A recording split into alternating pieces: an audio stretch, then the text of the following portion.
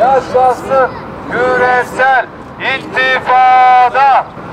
İşte burası katillerin yuvası. İşte burası katillerin yuvası. Katil ABD, katil İsrail. Katil ABD, katil İsrail.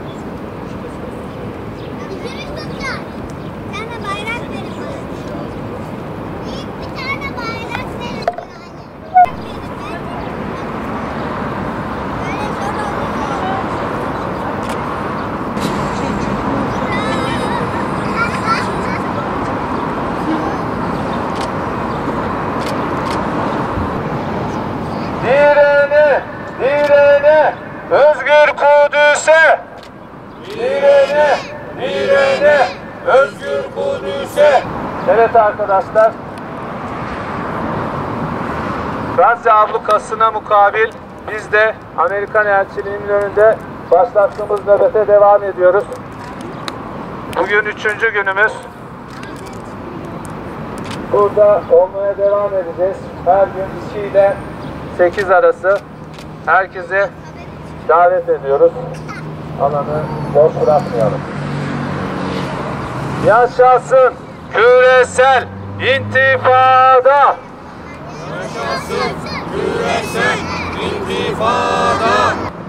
İşte burası katillerin yuvası. İşte burası katillerin yuvası. Konya'dan abilerimiz, hocalarımız var. Onlara söz vermek istiyoruz.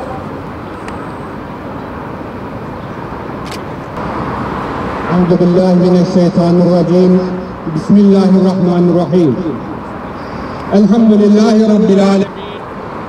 Esselatu vesselamu ala Resulina Muhammedin ve ala alihi ve sahbihi ecma'in. Hamd, alemlerin Rabbi, azizin intikam olan, kahhar olan, bizi yaratan, yaşatan ve hayat veren Allah'adır. Salat,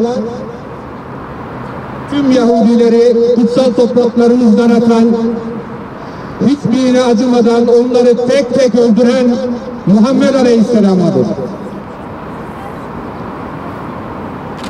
Selam, o kutlu Nebi'nin yanında cihada çıkan sahabe-i kirama, sahabe-i güzinedir. Onlar ki bizlerin yol önderleridir. Ve selam, Gazze direnişinin başkomutanı Muhammed Dayfa, onun ordusunda bir komutan olan ve son nefesine kadar Siyonistlerle savaşan Yahya Sinvar'a, onların önderleri olan ve tekerlekli sandalyesinde roketlerle şehit olan ve şehadete gülümseyen Ahmet Yasin'e, ölümü yatakta mı yoksa bir Apache'nin roketinde mi karşılamak istersin deyince, ben ölümü Apache roketleriyle karşılamak isterim diyerek şehadeti arzulayan şehit Rantisi'dir. Onların yolunu sürdürenleridir. Bugün Gazze'de onların yolunu sürdüren mücahitler ve onların dostları olarak biz de bu alanlardayız. Büyük şeytanın ilinin karşısındayız. Ve elbet bir gün bunları topraklarımızdan kovacağız. Bunda en ufak bir şüphemiz yoktur. İslam topraklarından hepsini söküp atacağız. Bizlerin yaşayış amacı, yaşayış gayesi budur. Tüm küfrü ve küfrün önderlerini nasıl ki çokluklarına inanarak İngilizlerin Afganistan'dan kovuldukları gibi, Rusların Afganistan'dan çıkarıldıkları gibi ve en son büyük şeytanın Afgan topraklarından çıkarıldıkları gibi kendi ülkelerimizden çıkaracağız. Gazze, insanlığın ve Müslümanların bir yol ayrımına geldi. 2 yılı aşkındır herkese diyoruz ki artık yolunuzu ve safınızı belli edin. Hiçbir zaman bizler işbirlikçileriyle ve onların yaranlarıyla olmadık. Şunun bilincindeyiz. Bugün büyük şeytanın elçiliğinin karşısında sayımız az olabilir. Ama biz sayılara hiçbir zaman iman etmedik. Biz alemlerin Rabbine iman ettik ve o bize nice az toplulukların çok topluluklara galip geldiğini bildirdi Kitab-ı Mübininde. Bizler sayılara iman etmedik. Evet, bugün burada az görünebiliriz. Ama şuna inanıyoruz ki bugün burada yaptığımız konuşmalar Mossad'ın koridorlarında, Şimbet'in koridorlarında yankılanacak bu seslerimiz. Bugün buradaki tekbirlerimiz ve sloganlarımız Gazze'nin tünellerinde yankılanacak.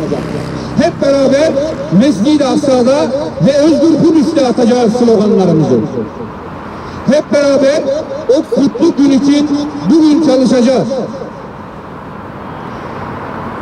Bizler diyoruz ki öncelikle büyük şeytan Amerika'ya, daha sonra onun işbirlikçilerine, Oslo'ya, Abraham anlaşmalarına ve New York Deklarasyonu'na imza atanlara buradan diyoruz ki bunlar sizin cehennem fermanlarınızdır. İşbirlikçi olma, direnişçi ol. Tekbir!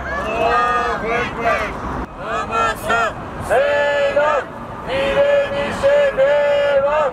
Hamas'a selam, direnişe devam. Tekbir! Allahu Ekber! Yaşasın küresel intifada! Yaşasın küresel intifada! Yaşasın küresel intifada!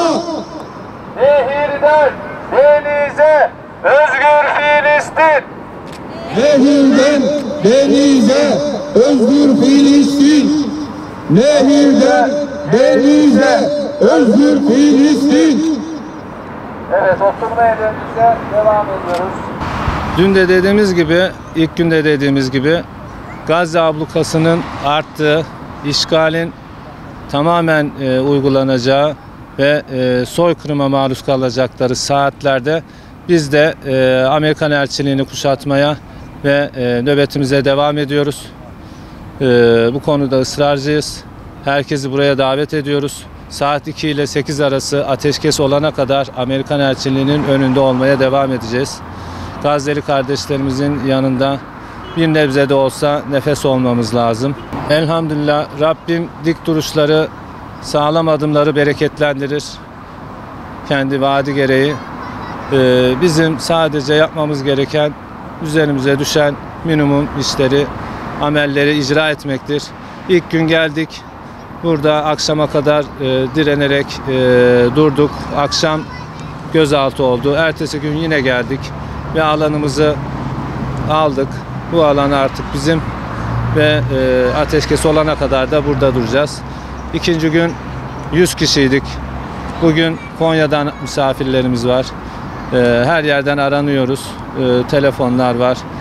Yakında sayımız gitgide artacak inşallah. Herkesi buraya bekliyoruz. Gazze hepimizin davası. Burada burası zaten hiçbir dernek veya vakıf adına hareket etmiyoruz. Sivil, özgür bireyler olarak, Müslümanlar olarak gönlü Gazze için atan herkes için buralardayız.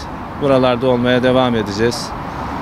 Rabbim Gazze'ye umut olsun inşallah.